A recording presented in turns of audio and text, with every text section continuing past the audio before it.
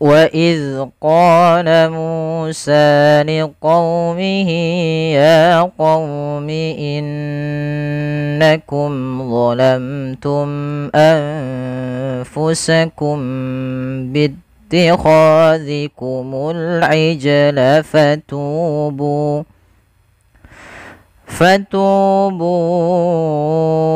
إلى بارئكم فاقتلوا أنفسكم ذلكم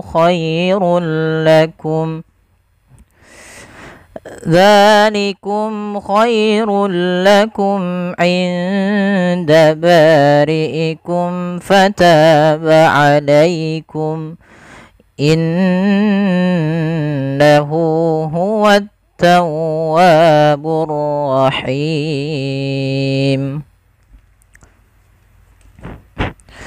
Bismillah.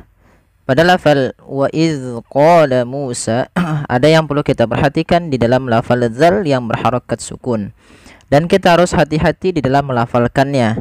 Jangan sampai huruf dzal ini memantul. Kesalahan yang banyak terjadi adalah memantulkan huruf dzal. Padahal huruf dzal ini tidak boleh ada pantulannya di dalam melafalkannya. Yang kedua, hati-hati yaitu dalam melafalkan huruf dzal jangan sampai kita rubah menjadi huruf zai. Contohnya yang pertama, wa iz qala itu memantul zalnya. Yang kedua, wa iz qala ini juga kurang tepat atau tidak tepat, dan dia salah karena mengganti hurufnya. Kemudian pada lafal qala Musa, pada lafal qala di sini qa ada fathah bertemu alif, dan pada lafal Musa mu dengan sa ini ketiga-tiganya qa Musa adalah hukum tajwidnya yaitu mad tabi'i. Karena mad tabi'i itu terjadi dengan tiga kondisi: fathah ketemu alif, kasrahnya ketemu ya, dan dhammah ketemu waw. Qa bertemu alif, mu bertemu waw, sa bertemu alif. Maka dia panjangnya berapa harakat? 2 harakat, dan harus sama panjangnya qa, mu, dan sa. Jangan sampai kita membedakan di lafal mad tabi'i yang satunya terlalu panjang, yang satunya terlalu pendek. Misalkan wa idz qala Musa, nah, ini kan kepanjangan, cukup 2 harakat saja. Wa idz qala Musa.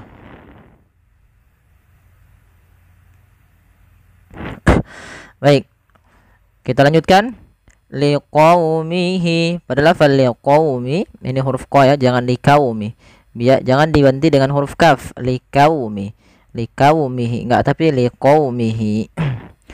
Yaitu di sini kita untuk menyempurnakan dari fathah bertemu dengan huruf waw. Dan agar sempurna dalam pelafalan wawnya kita monyongkan sedikit. Liqaumihi. Kemudian pada lafal hi, di sini ada huruf ha yang seperti ini bertemu dengan bentuk ya kecil seperti ini. Maka ini kita namakan dengan mad silah qasirah. Mad silah qasirah tidak terjadi kecuali dia untuk ha dhamir saja. Ini kita namakan dengan ha dhamir yang menunjukkan kata ganti orang. Kalau di dalam bahasa Arab ini kata ganti yang dia muttasil, yang bersambung. Maka kita namakan hukum tajwidnya mad silah qasirah. Panjangnya adalah 2 harakat. Kemudian pada lafal ya qaumi innakum, pada lafal ya kembali lagi ada mad tabi'i, tidak kita bahas, tapi hati-hati dalam melafalkannya jangan sampai panjang pendeknya berbeda antara mad tabi'i satu dengan yang lainnya. Qaumi sama dengan tadi. Innakum ada nun berharakat tasydid, kita namakan dengan bacaan gunnah. Beberapa kesalahan yang terjadi dalam melafalkan gunnah tidak menahannya. Contoh innakum, harusnya ditahan dulu. Innakum, sambil dimasukkan ke rongga hidung kita. Kemudian pada lafal innakum zalamtum, di sini sebenarnya ada satu lagi kelewatan kami, yaitu di sini ada hukum tajwid berupa izhar syafawi. Izhar syafawi terjadi apabila ada mim mati bertemu dengan huruf hijaiyah kecuali mim dan ba. Jadi seluruh huruf hijaiyah apabila didahului dengan huruf mim, maka dia mim itu khusus mim mati, maka dia dimakan dengan izhar syafawi. Begitu juga lafal zalamtum, kedua-duanya sama. Mim mati ketemu mim, mim mati ketemu ta, mim mati ketemu dengan alif, ketiga-tiganya Idhar syafawi. Nah, hati-hati dalam pelafalan dho, jangan dibaca dengan zo. Jangan dibaca dengan zo. Karena dia bukan zo. Kalau zo nanti makhrajnya salah. Dho itu makhrajnya sama dengan huruf sa dan huruf zal. Yang dimana cuman yang membedakan adalah sifat huruf daripada huruf dho itu yang dia tebal, yaitu itbaq dengan isti'la. Itbaq itu apa? Melekatnya lidah-lidah kita ke langit-langit atas, dan isti'la adalah pangkal lidah kita terangkat. Maka bagaimana pelakannya? Dho, dho, dho, dho, bukan zo. Innakum zalamtum anfusakum. Kemudian di lafal anfusakum ada bacaan berupa ikhfa. Adanya nun sukun bertemu dengan huruf fa, yang dimana nunnya disamarkan ke huruf fa. Nunnya disamarkan ke huruf fa, jangan diganti. Ya, jangan anfusakum. Pada dasarnya kita baca anfusakum karena ketemu dengan fa, fa-nya disamarkan ke huruf nunnya disamarkan ke huruf fa. Maka anfu sambil ditahan dengan 2 harakat. Kemudian melafalkum bittikhazikumul ijla. Ada lafal mim mati bertemu dengan huruf ba. Maka ini kita namakan dengan ikhfa syafawi, bukan izhar. Ikhfa syafawi terjadi ketika ada huruf mim bertemu dengan huruf ba. Ini kita namakan dengan ikhfa syafawi. Cara membacanya, suara mimnya harus ditahan, tidak sebagaimana izhar yang tidak boleh ditahan suara mimnya. Maka di sini anfusakum bittikhadhi. Nah, seperti itu. Jadi harus kita kita tahan suara mimnya. Kemudian melafal bittikha, ini langsung kata bittikhazikumul ijla. Hati-hati dalam melafal zi-nya, dan di sini ada melafal kha, ada mad tabi'i, fathah bertemu alif. Zikumul ijla. Alif lam pada lafal al ijla, ini alif lam qamariyah. Sudah kita bahas ya. Itu alif lam yang kita tulis dan kita baca dengan jelas. Kemudian pada lafal ijla ada bacaan, yaitu bacaan qalqalah. Apa itu qalqalah? Qalqalah pantulan. Maka kesalahan dalam membaca qalqalah itu tidak mantul, teman-teman. Contohnya ijlah, atau misalkan menambahkan hamzah, ijlah, itu menambahkan hamzah. Kedua-duanya salah. Yang tepat adalah dia membaca qalqalahnya sambil mengalir saja sesuai dengan huruf jimnya. Maka bittikhazikumul ijla fatubu. Seperti itu.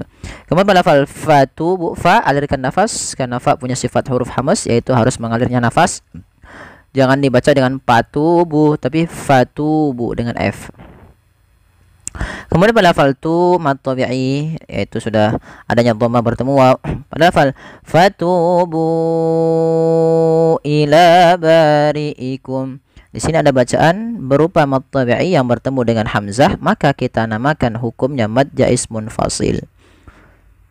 Apa bedanya dengan mad wajib muttasil? Bedanya adalah di posisi hamzah. Apabila posisi hamzah berada di lain kata, ketika adanya mad tabi'i bertemu dengan hamzah, maka ia kita namakan dengan mad jaiz munfasil. Munfasil artinya terpisah, yaitu posisi hamzahnya terpisah daripada katanya, bukan di dalam satu kata.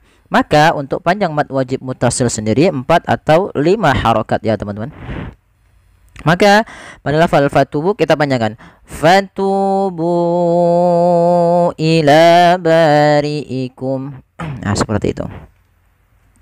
Kemudian pada lafal ila bari'ikum sama. Di sini kedua-duanya ada mad tabi'i pada lafal la dan ba. Kemudian dijelaskan pada lafal i. Jangan bari'ikum, tapi ila bari'ikum. Nah, seperti itu. Kemudian pada lafal mim mati bertemu fa lagi, ada hukum tajwid berupa izhar syafawi, suara mimnya harus jelas. Kemudian pada lafal faqtulu anfusakum, faqtulu ini sama sebagaimana tadi qalqalah. Ada 2 kesalahan, tidak mantul dan menambahkan hamzah. Kemudian pada lafal lu anfusakum, kembali lagi ada mad jaiz munfasil, yaitu adanya mad tabi'i pada lafal lu yang 2 harokat bertemu dengan hamzah pada lain kata, maka wajib kita panjangkan sepanjang 4 harokat atau 5 harokat. Pada lafal anfusakum, yaitu ada hukum tajwid ikhfa sama dengan lafal anfusakum pada yang di atas tadi ya, zalamtum anfusakum, sama menahannya begitu juga dalam lafal ini. Kemudian dzalikum khairul lakum, hati-hati jangan dibaca zalikum, zalikum jangan, tapi dzalikum. Kemudian pada lafal mim mati bertemu kha, ada di sini sebenarnya ada idhar syafawi lagi. Tadi kami lupa menuliskannya, yaitu di sini. Kemudian pada lafal khairul lakum, di sini kha ketemu dengan huruf ya. Ini ada bacaan lin yang lembut dalam pelafalannya. Kemudian ada tanwin. Nah, di sini ada hukum tajwid baru nih, yaitu adanya tanwin bentuknya seperti ini dengan dua dhammah bertemu dengan huruf lam, maka ini kita namakan dengan idgham bila gunnah. Idgham yaitu memasukkan, bila gunnah tanpa disertai dengan gunnah. Apa yang dimasukkan adalah bunyi suara nun sukun atau tanwinnya. Awalnya khairun, ketika bertemu lam langsung dimasukkan ke huruf lam tanpa ada penahanan. Jadi contoh bagaimana? Khairul lakum, langsung khairul lakum. Kemudian pada lafal mim mati bertemu ain, ini ada idhar syafawi harusnya. Kami kurang kasih panah. Kemudian ainda, ini ikhfa. Anda bacaan ikhfa pada lafal nun sukunnya. Nun sukun ketemu dengan huruf dal itu harus disamarkan kepada makhraj daripada huruf dal. Dal hurufnya, makhrajnya adalah ujung lidah kita bertemu dengan pangkal antara gigi seri atas dan gusi atas, sehingga dia di belakang keduanya. Maka inda ba khairul lakum inda bari'ikum. Ya, ikhfa juga itu membaca di antara izhar dan idgham, harus disamarkan. Kemudian pada lafal bari'ikum fataba alaikum, sama ba mat tabi'i, ri'ikum mim mati bertemu fa, ada tadi sudah kita bahas, yaitu maaf ini salah, bukan ikhfa syafawi, maaf teman-teman. Di sini adalah izhar syafawi. Ya, maaf salah teman-teman. Di sini ada bacaan izhar syafawi. Kemudian fataba alaikum, padahal ta di sini ada mat tabi'i, yaitu bertemu dengan alif panjangnya 2 harakat, kemudian pada lafal alaikum. Kemudian kita waqaf pada lafal huruf jim. Kemudian innahu huwat tawwabur rahim. Pada lafal hu di sini ada baca mad silah qasrah sebagaimana liqaumihi tadi.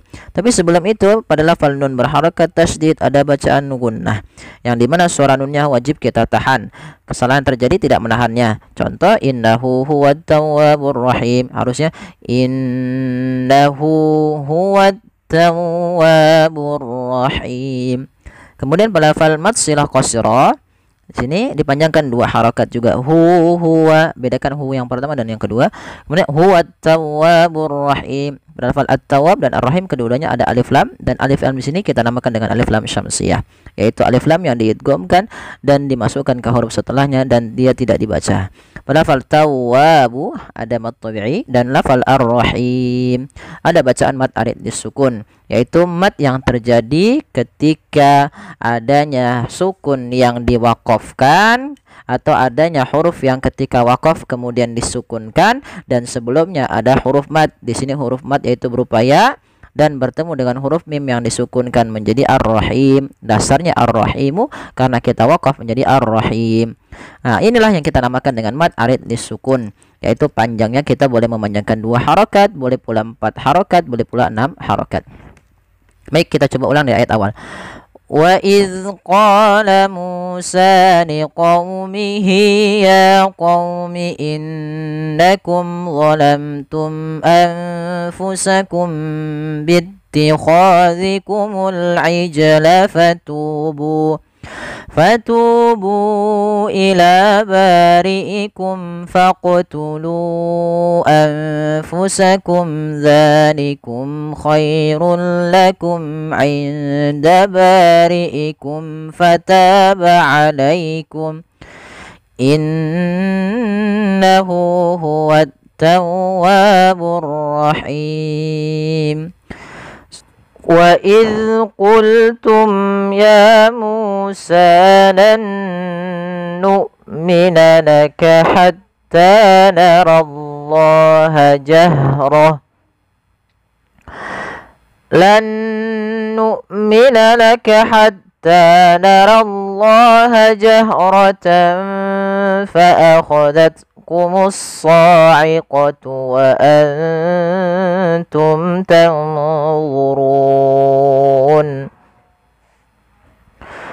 Pada lafal bacaan wa idz qultum ya Musa, pada lafal idz hati-hati jangan kita baca dengan bacaan dengan mengganti huruf zai. Contoh wa iz.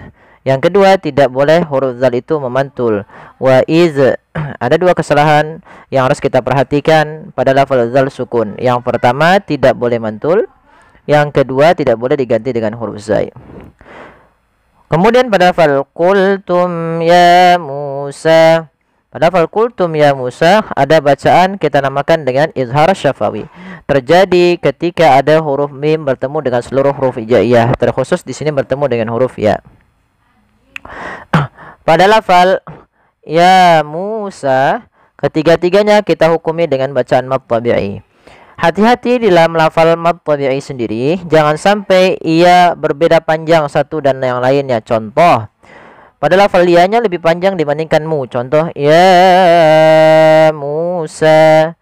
Maka ia-nya terlalu panjang, dia melebihi kadar daripada mad tabi'i. Ya mad tabi'i dengan alif, mu mad tabi'i dengan waw, sa dengan alif. Kemudian pada lafal lan nu'mina laka hatta atau lan nu'mina laka, ada nun sukun bertemu dengan huruf nun. Apabila ada nun sukun bertemu dengan huruf nun, ini kita hukumi dengan bacaan idgham bi gunnah. Cara membacanya untuk hukum tajwid berupa idgham bi gunnah, huruf nun yang pertama dimasukkan kedua dan ditahan dengan gunnahnya sepanjang 2 harokat. Maka pada lafal lan nu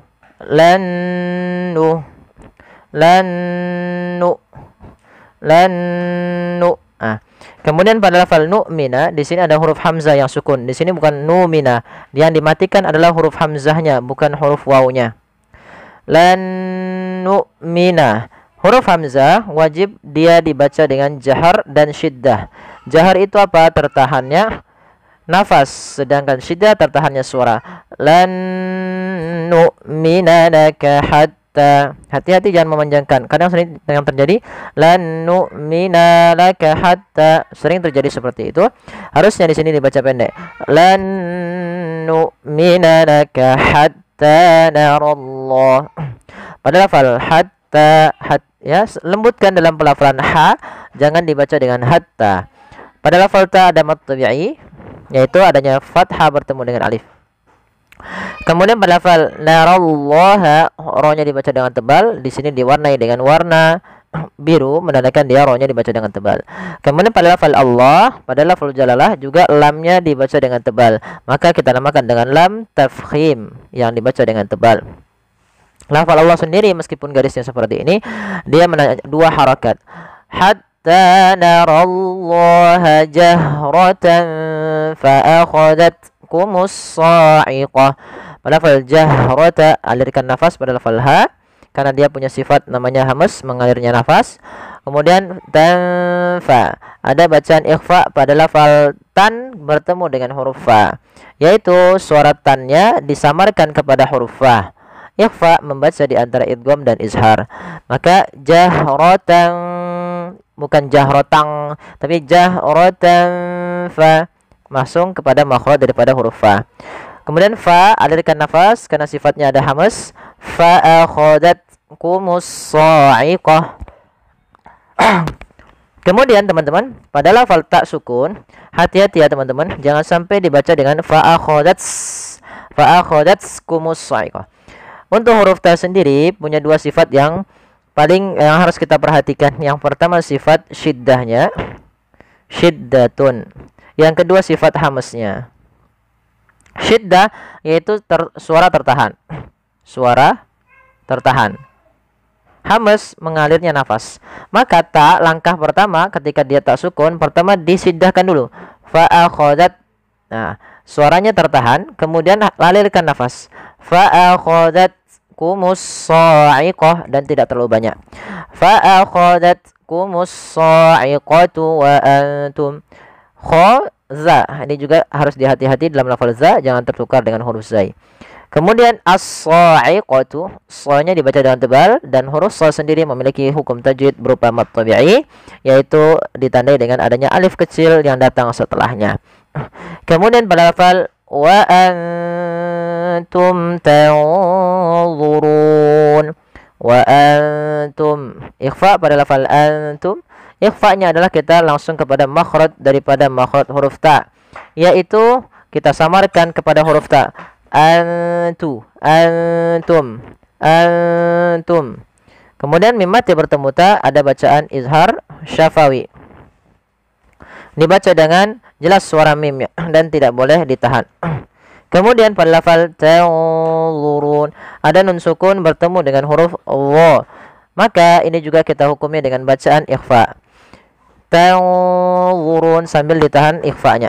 Tidak langsung tanzurun, tapi dia tanzurun langsung ke dha. Kemudian hati-hati dalam lafal dha, jangan diganti dengan tanzurun dengan zai. Ini yang sering terjadi, dia menggantinya dengan zai, padahal tidak. Dia huruf dha, bukan tanzurun, tapi tanzurun. Kemudian pada lafal run ada bacaan mad arid disukun, yaitu mad yang terjadi ketika akhir bacaan kita, ketika adanya huruf nun yang awalnya berharokat sebelum kemudian dimatikan maka menjadi nun yang sukun. Nah, inilah namanya sukun arid. Mad arid disukun terjadi sebabkan karena sukun arid, bukan sukun asli sebagaimana contoh wa antum. Nun di sini nun sukun asli, sukunnya sukun asli nunnya. Sedangkan di na itu disebabkan karena waqaf. Apabila ada nun atau huruf-huruf yang waqaf, diwaqafkan dan mati sebelumnya ada huruf mad, maka dinamakan dengan mad arid disukun. Panjangnya berapa harakat? Panjangnya boleh 2 harakat, boleh 4 harakat, dan boleh pula 6 harakat. Kita coba ulang. Wa idh qultum ya Musa lan nu'mina laka hatta nara Allah jahratan fa'akhadatkumus sa'iqatu wa antum tanzurun. Ya, sadaqallahul azim. Ya, semoga yang sedikit ini bermanfaat bagi teman-teman. Terima kasih, jazakumullahu khairan. Mohon bantuannya untuk like, share, dan subscribe. Jazakumullah, semoga membantu. Terima kasih.